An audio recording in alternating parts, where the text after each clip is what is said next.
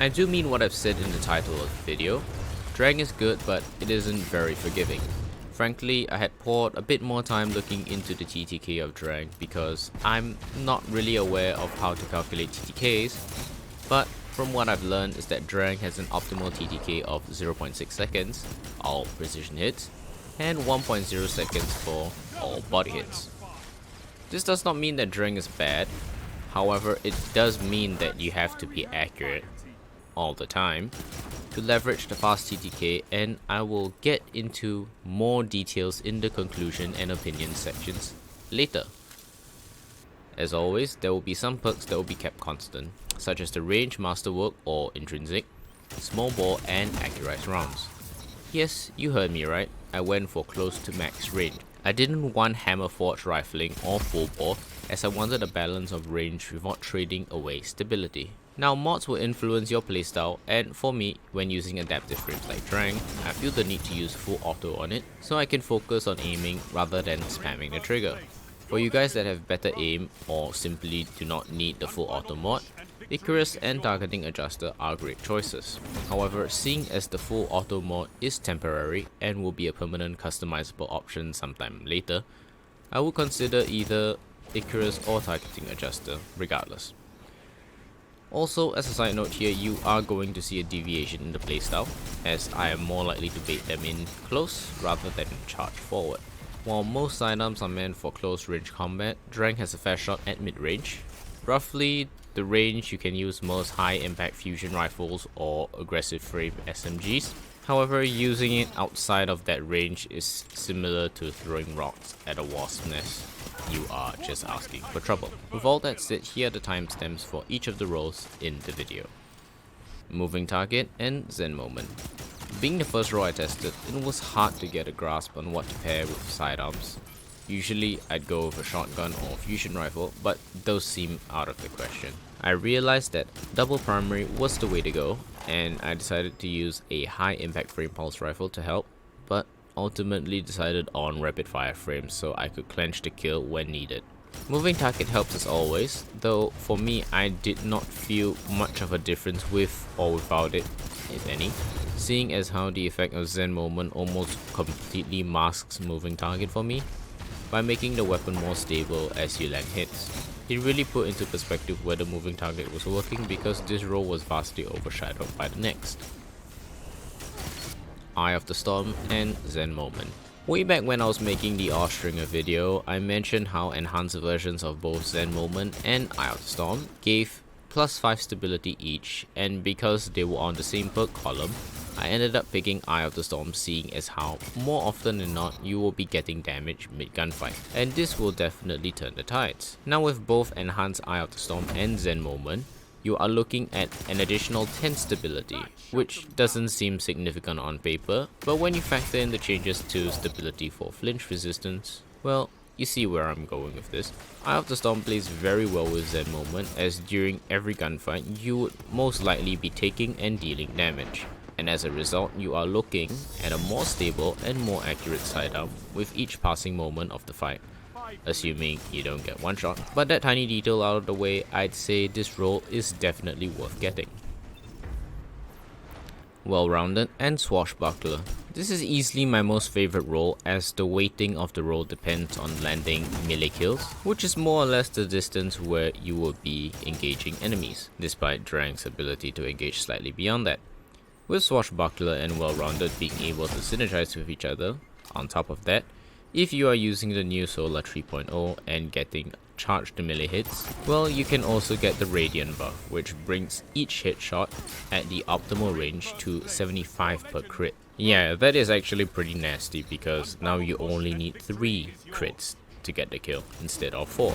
Something that works extra well with this perk combination is the weapon's origin trait, 2XS, which gives you increased discipline and strength for each kill while your super is full.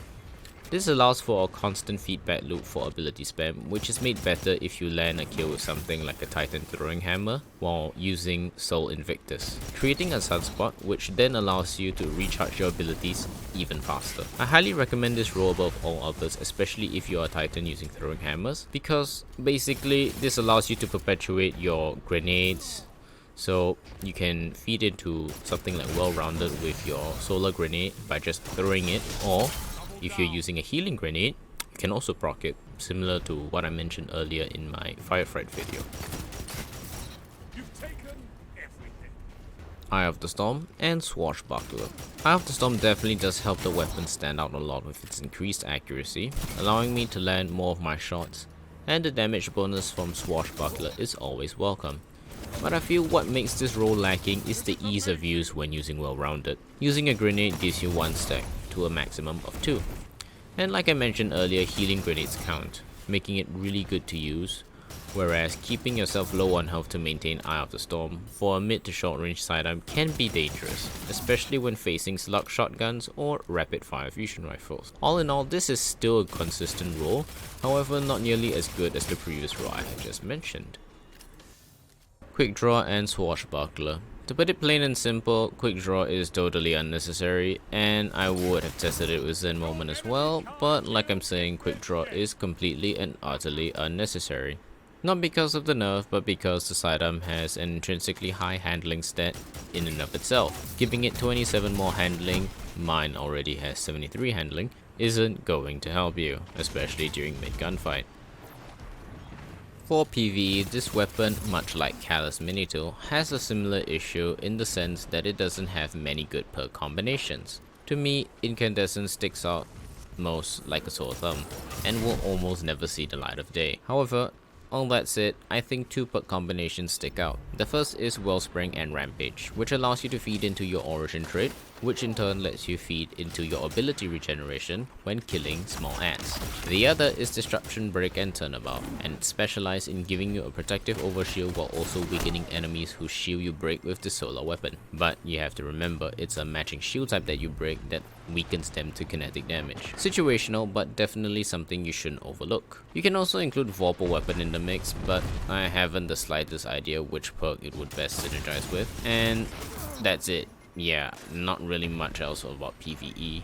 On to the verdict and conclusions and opinions, which is rather long. For the verdict, Quickdraw and Swashbuckler comes last, since Quickdraw does little to benefit the gun during gunfights. Moving Target and Zen Moment comes next, because I felt it wasn't consistent for me, but if it works for you, well, good I guess, because it didn't really work for me and hopefully it has better luck on you. Eye of the Storm and Zen Moment comes next, and it's tied with Eye of the Storm and Swashbuckler. The former allows for more consistent kill, and the latter allows for more forgiving TTK. However, for me the best role has got to be Well-Rounded and Swashbuckler, because of the benefits Well-Rounded gives to not only stability and handling, but also range, which makes this weapon more effective at slightly longer ranges. Now, that may seem insignificant to you, but for Well-Rounded, when you get 2 stacks, you are piling on 20 additional range, stability and handling, which is really good and more often than not overlooked, because this weapon already has a high range on paper and high stability and high handling on paper. Now handling can really be ignored because, you know, handling doesn't really do much for this weapon already because it's already so good. But with a high stability and range, well, you are getting less flinch, you have slightly more, you know, aim assist, and well, you can shoot slightly further, which is the best thing about this weapon. It's not the whole shooting further that really matters, it's more of leveraging the additional damage you can do at longer ranges that matters. Because like what I mentioned earlier, you get 75 damage per crit if you're stacking on both Swashbuckler times 5 and Radiant. And the 75 per crit is at the optimal range, which is now further because of the Well-Rounded. In my opinion, Drang is excellent but unforgiving due to its significant increase in TTK as more body shots are put in. During the many engagements you have seen in this video, there were very many incidents where I was stunned when I wasn't able to get the kill on a seemingly low health opponent. And as annoying as that is the most consistent part of Drang. The fact that with more body shots you have a less consistent optimal TTK. Something that you have to remember is that for Crucible, no one engagement is the same as the other. Sure, you can have a field day with Drang when you stare down your opponent face to face, but when things like Classy Restoration Dodge Hunter, Bastion Barricade Titan or Healing Rift Warlock exist, I cannot confidently say Drang will win said fights alone. Granted, you have abilities of your own, but like what I've mentioned earlier, each engagement is different. You may not be able to rely on having your grenade, melee or class ability for each encounter. Additionally, in scenarios where running is not an option, i.e. you are surrounded and your best choice is to 1v1 the opponent, all of a sudden your 1.0 TTK seems very unlikely, and the blow will be softened by using other primaries like Forgiveness or Callous Mini Tool with greater TTK values that are more forgiving, no pun intended. And before anyone corrects me, I know Forgiveness has a worse optimal TTK, but it has a better body shot TTK, so that's kind of what I mean. A situation where you're mainly landing or focusing on body shots rather than headshots. It has to be more forgiving in that case, otherwise, you know, you're just going to die. I will most likely be doing Tears of Contrition for my next review, but that will most likely be after the mid-season changes are applied, since its archetype will be affected. I will also update the Firefight video review either in the comment section or the description with new changes to the body shot damage. And as always, a huge thank you to all of you who have supported my style of content by watching, and I'll see you in the next video.